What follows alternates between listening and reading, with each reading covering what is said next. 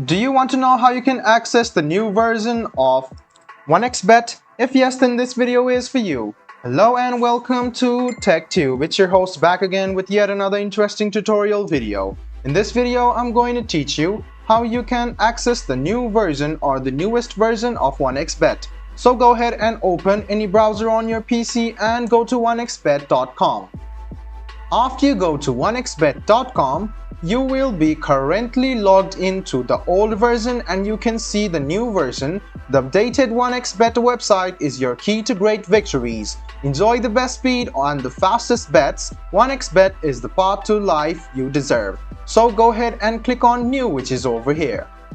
And after you click New, in a while you can see this very brand new format. Over here you can see all of the live things are shown over here and all of the sports are here, so you can access it. And you can also notice that some of the websites differences can also be seen, and the account settings and some gifts. You can see the burning hot option is new as well and might be new, and you can see over here some of the betting screen over here. And yeah, there you go guys, this is how you access the 1xBet new version. So all you need to do is click on 1xbet.com or go to 1xbet.com. It will take you to this site.